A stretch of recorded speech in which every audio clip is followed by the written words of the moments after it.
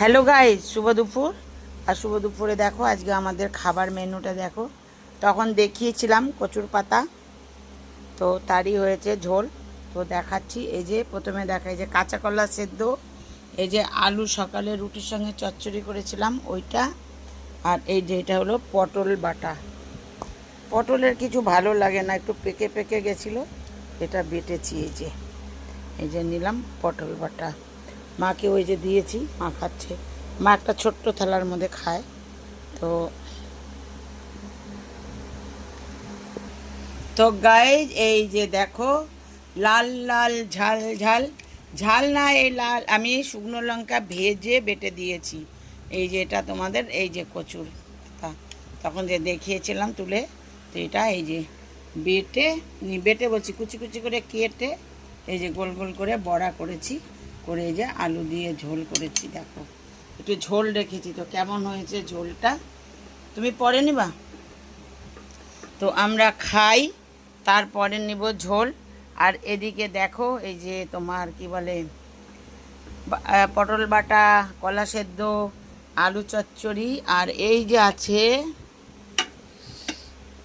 এই যে সেই অমৃত ডাল, সেই ডালটা ফ্রিজে ছিলই, এটাও খাবো। এটা খুব ভালো হয়েছিল ডালটা, তো আজ 3 দিনের হয়ে গেছে। তো গাইজ খাওয়া শুরু, তার সঙ্গে এই যে আছে লেবু, তার সঙ্গে আছে লেবু।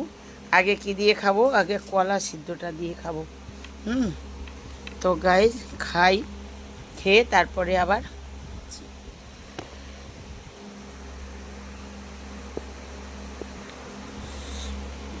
গাইজ দেখো, এই যে পটল বাটাটা আমাদের তো বিনা পেঁয়াজ রসুনের সব কিছু, খালি কালো জিরা কাঁচা লঙ্কা আর পটলটা ভেজে, কি বলবো, খুব সুন্দর স্বাদ হয়েছে, খুবই সুন্দর, মুখরুচি খাওয়া হয়েছে।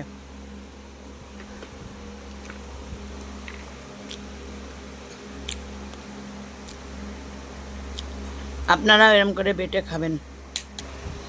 তো গাইজ, এই যে পটল দিয়ে খাওয়া হয়ে গেল, এবারে নিব এই যে বড়ার তরকারিটা, এই যে ঢাললাম।